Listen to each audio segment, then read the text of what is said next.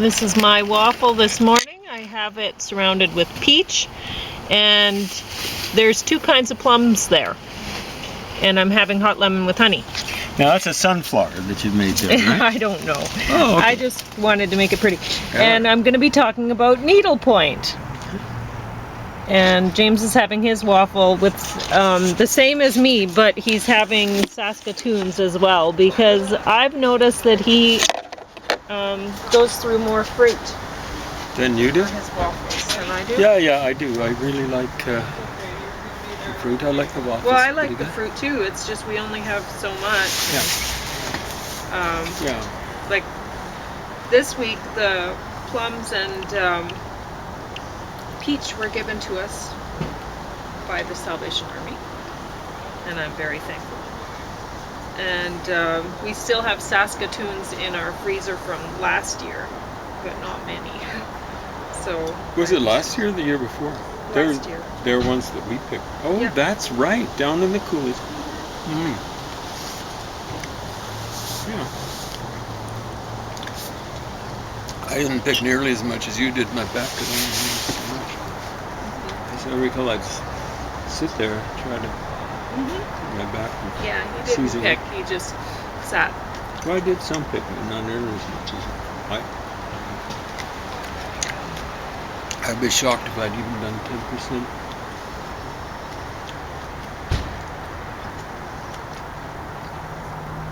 I picked at that one place where there were berries on both sides of the path. That's right, you did pick there. And then I picked some where there was that little draw that came down.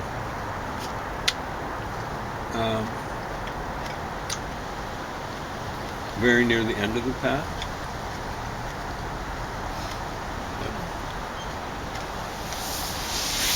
I actually spent some time, but no, I didn't pick nearly as fast as you did. So I'd have to kind of be careful about how I weave through the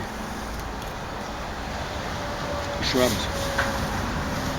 So, I'm going to say this is the first time I've ever tried these greenish plums. I don't care for them. What type are they? I don't know, some kind of greenish. Greenish. Okay, I thought you were talking about some special plum. I like the purple one, okay? I'm not a big plum fan. My dad used to like plums and peaches, so I made this thinking of my dad, because he would have loved this if somebody had served him this. He had very similar taste buds to me. It's amazing. Yeah, I don't know why he never grew his own plum trees, because you can grow plums here. You can grow plums up north where I'm from. Grand Prairie, in other words. Yeah. Well, I'm Or not Eagles. from Grand Prairie, but yeah, you can. You can grow them in Grand Prairie if you find a nice little warmer spot or whatever, maybe. Anyway, I'll get through with talking about this, and then this must have been written before people worried about FOIP. See page 351. Freedom of information. Oh yeah, somebody's talking with clerk and TH. That would be Thelma Hart. She'd be on duty until Friday. Do you want her address? I'd be obliged. And there's like it's more like they're giving away so much information. It's really quite funny. But people used to be that way. They didn't used to worry about things like that, right? I thought this would be dumb, but the mystery's carrying me along. Can a story be both dumb and carry one along? I think this one is and does. It really isn't worth reading. A little wishful thinking on the part of the author at the end. I won't give away that, but it's... I don't know. I mean, you do follow the mystery. I don't want to give away anything, so if you do happen to want to, if you like reading mysteries, then you will. But I don't know, when I first, this is one of the last, well, I have so many in my basement I haven't read, but this is getting near the end of the mysteries, right, in my basement. So this is one of the last ones. I really didn't care to read it. I thought, this sounds ridiculous, you know, a needlepoint pattern found in somebody's glove compartment stuff, and it's like, okay, would somebody who makes needlepoint patterns be a killer? And honestly, I don't know. I think somebody was anyway, whatever. And honestly, you know, it there are some groups that people don't really think of, think how offensive they're being with them. Like you hear a lot of talk about various races being offended about how they're portrayed in Hollywood or whatever, and it's like, oh my gosh, like, has there ever been, besides, okay, Ed Wood, which was not mainstream, has there ever been any transsexual or cross-dresser or somebody who's went through sex change operation? Have they ever been portrayed favorably in Hollywood? Can you think, like Silence of the Lambs? It's like, oh my god, you know? Yeah, it's scary. And Of so, course, that was a while ago, isn't yeah, it? Maybe I know. around the time this came out. This came out in 1989. Silence of the Lambs, that was around when you were 15, right? It's like, I mean, honestly, the way people are portrayed in Hollywood, who,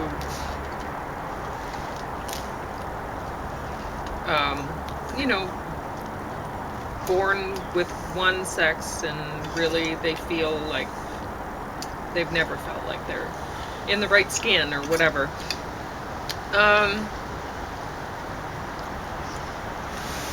It must be hard on them just to try to get along with people just on a general day-to-day basis, given what we see in Hollywood about, honestly, people, like, I don't think anything of it, but there might be a lot of people out there who are thinking, oh, well, you say you're serial killer then, you know, and it's like, it must be tough, right? Because there'd be these associations. So,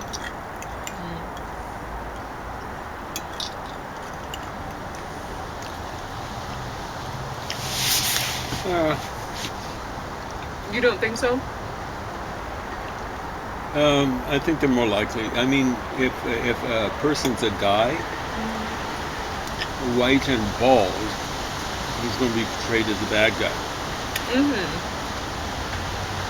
I don't think it really is reflected in how bald guys get treated. They're less likely to get elected in an election, though I don't feel sad for Aaron O'Toole, balding. Someone like Trudeau, who doesn't have much underneath that wonderful head of hair to impress people with, is more likely to get elected. You were very perceptive long time ago. We're saying, you know, this guy's electable. And you were absolutely right. Yeah. I was wondering why they weren't running him ages ago. Oh, yeah. But, you know, it's too bad he's so arrogant and ignorant that, which means pretentious, yeah. He doesn't listen to his handlers more, because really all he needs to be is a face. That's true. it. And that's all he should be, because he's a drama teacher. So he is good really on stage. Isn't capable of being more than that, and he needs to realize that. Yeah, he does. He's I mean, at least Bush understood Cheney. It's just Cheney was such a ditz. But, yeah, George Bush Jr., George Bush Sr. understood the world, at least outside of the United States border, very well. My hands are covered in beet juice. It's going to be this way for a while, because I have hot beet chocolate in the pot. Once I'm done my hot lemon and honey and my waffle, then I'm gonna enjoy that one.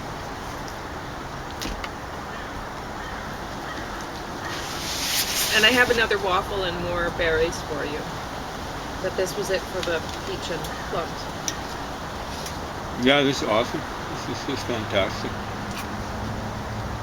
Yeah, my dad would have liked it. He would have liked it this way or with how you're eating it. But he would have liked to probably put a lot of some sort of a syrup on it. I liked it that way, but it's plenty good this way. Yeah, it's amazing how close his palate was to mine. Love syrup, love, fruit. I like veggies okay, but more as an idea. Yeah, he would eat toast and honey. He'd put toast with butter on it, and it would be so thick with the honey. White honey. It would be like that thick. Yeah. As thick as the toast. Yeah.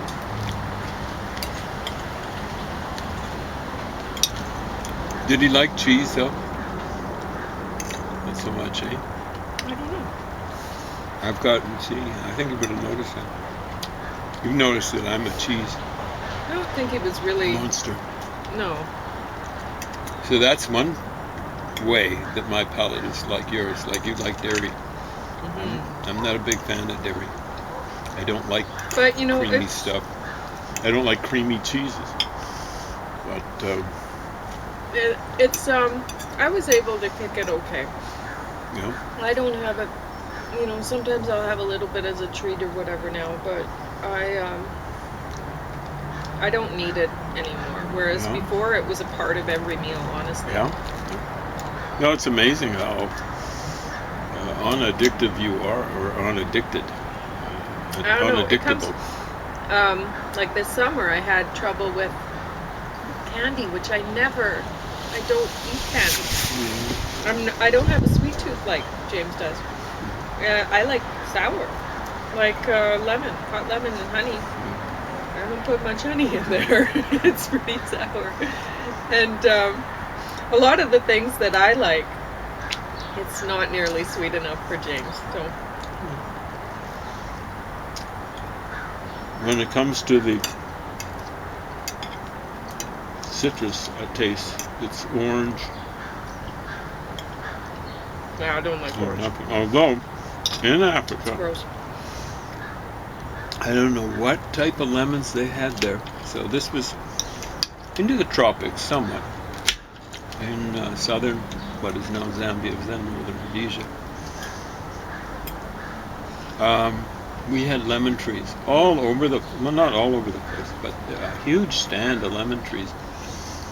And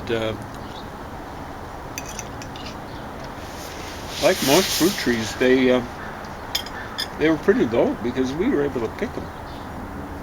So, lots of them. We just peel them. That's what I mean.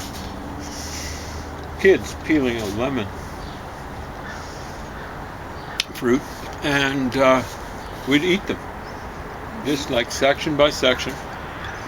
And kids have very, I wouldn't say demanding palates, but they feel things or taste things intensely. I've never seen lemons like that. They had thick skins. Like most skins for lemons that we get nowadays here are really thin, right? No? These were like thick orange skin. So.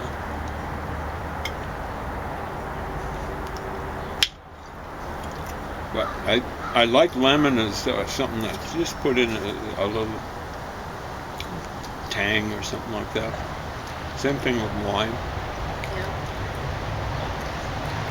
Oh, there's the citrus. Let's see, what do I like? I like kumquats. So they're sort of like oranges. Mandarin oranges are all right. I like them a lot. I can't stand navel oranges. I think they're disgusting. I'm not a big fan of navel oranges. I don't like grapefruit, but I love the smell of grapefruit.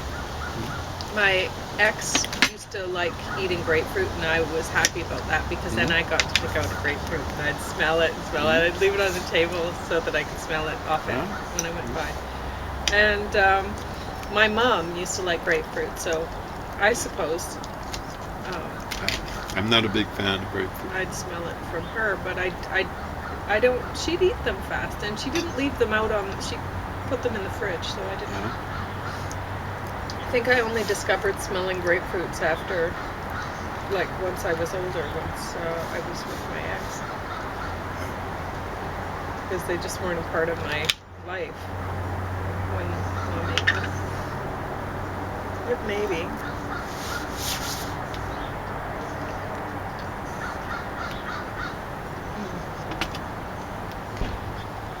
But yeah, I like lemons and I like limes out of the citrus. That's about it, really.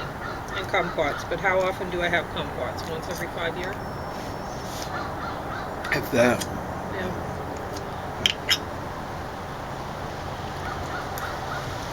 I don't know if they're seasonal here, or whether they have them I don't know. in some of the bigger supermarkets. I used to be able to get them in Chinatown, no problem, in Calgary. Yeah. And well, we're not quite big enough here to have I Chinatown. guess there's maybe not as much demand here for stuff like that. So yeah, just not enough. There's a lot more than when I was a kid. When we moved down here, Sterling was very, to call it provincial, I mean, it was local, not even provincial. If you'll excuse me that pun. So, it was basically a Mormon community, a retirement community, and an agricultural community with a strong, it was 1967, in Alberta we didn't get rid of our long-term, mildly fascist government that we had ever since the mid-30s, 1935, until 1971. So there was a strong core of support for the social credit government. Look that up in Wiki if you're not familiar with Alberta or BC government or Quebec government. You'll find out that social credit was devised by a flunky from England called Major Douglas with Major Payne. I think it was a major. And that's what really took Ezra Pound around the bend. Now, he probably was pretty whacked out to begin with. I suspect that he was something of a bipolar character. I mean, manic depressive. It's hard to say. Anyway, his social credit leanings led him to lean far right. During World War II, he had a little radio program, Compliments of Mussolini, out of Italy. And he wasn't supporting Mussolini. He was, unlike Mussolini, he was a rabid anti-Semite. I don't think Mussolini was heavy into the anti-Semitism. I'm sure many of his supporters were leaning that way, but Mussolini wasn't nearly as bad as Hitler. I don't think they did much Holocausting in Italy during World War II. But, I live to be enlightened. Could be wrong. Anyway, Ezra Pound was until rabidly anti-Semitic. The Socreds didn't like bankers. And they associated bankers with Jews. And, of course, there was a strong strain of anti-Semitism here in Alberta. We moved to, we moved to southern Alberta in 1967, but Alberta, we moved to Calgary in 1964.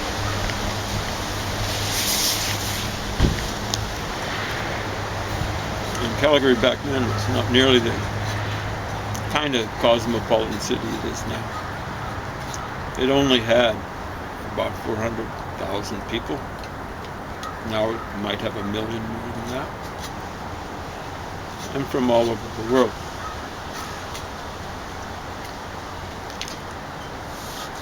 By then we moved to one of the 4 major Mormon, I was going to say cities, but it was a village. Probably still is. Called Sterling, Alberta. And this is, I think, it used to be the smallest. It might have grown considerably since I moved out of there in '74.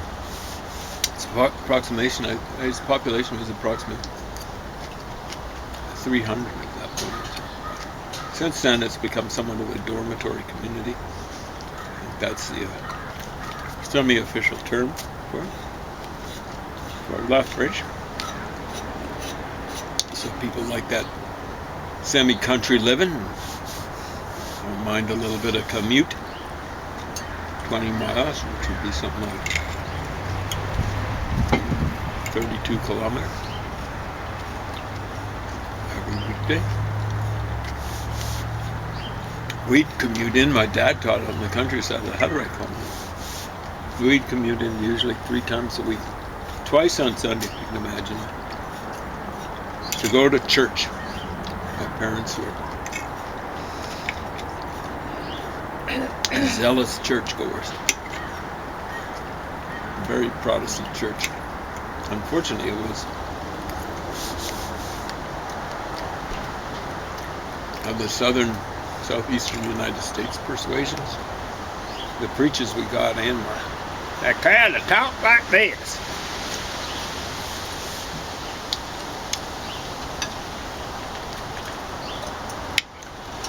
And they weren't terribly enlightened. They tended to come from more of the hillbilly states and the extreme southern ones. Tennessee, they did have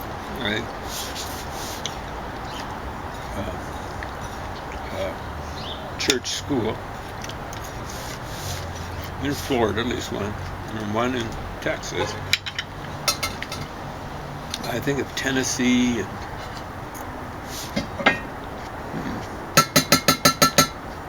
Arkansas. One of our preachers came from Arkansas. One of our preachers. They brought in hired guns. Not what I believe in. You can have my chunk of waffle. I'll have for you. Yeah, that's good.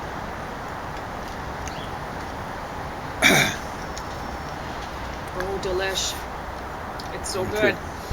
Yeah. James hasn't. Oh, I thought you were talking about the election. No. I was talking about the hot. Yeah, I know. Chocolate. I'm just kidding. But Hot chocolate with beet. it's delicious. Yeah, there's something about beet. I used to like beets. I forgot to bring out the vanilla extract to put some in. It's better with the little vanilla extract, but it's so good anyway. But it's beets cooked that I like. Well, it is cooked. I don't know what it is. Anyway, it's just, I find it shudders. No, so it goes. Maybe my taste has changed because of the various chemos that I've taken. I'm still taking. Hard to say. I should be taking in more beet than I do because apparently beets are good for most types of cancer. They're apparently hard to beat. Yep. Anyway, once we go in, we're going to be finding out what happened exactly in the election. Apparently, Trudeau won some sort of victory. I suspect he's got a minority government and he's been supported by the NDP. I have no idea. But thank you, Canada, for not delivering us into evil.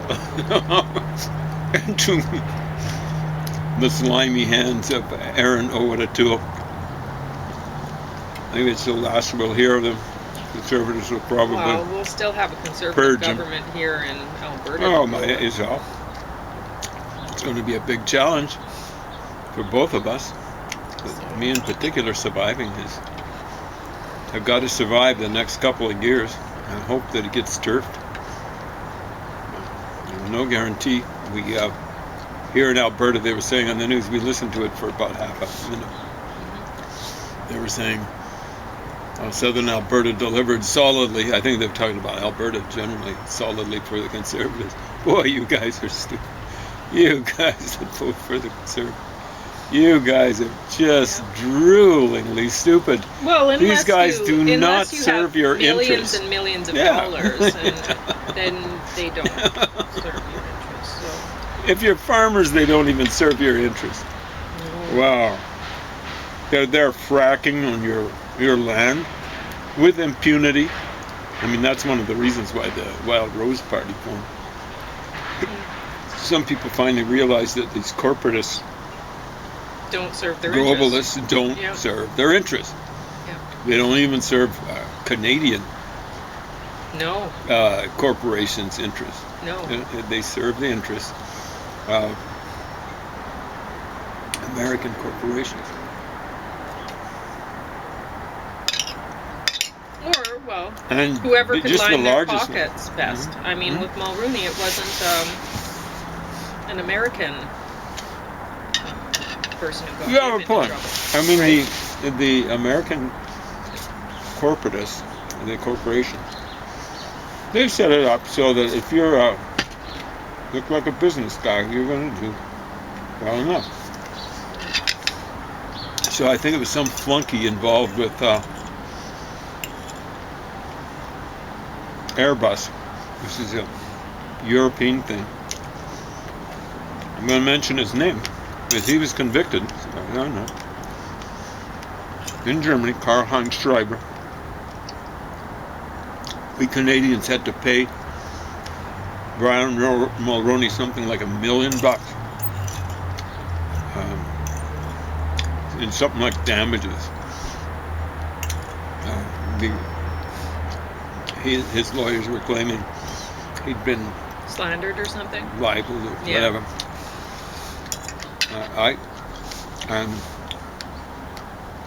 But the person who was bribing him was convicted of that very bribery. Yeah. So in Germany. We're in Europe. We had to pay him. We had to pay him $1 million for He's being bribed. What a criminal. Yeah. Mulroney, if you're watching, you should die of shame right now. Just drop dead.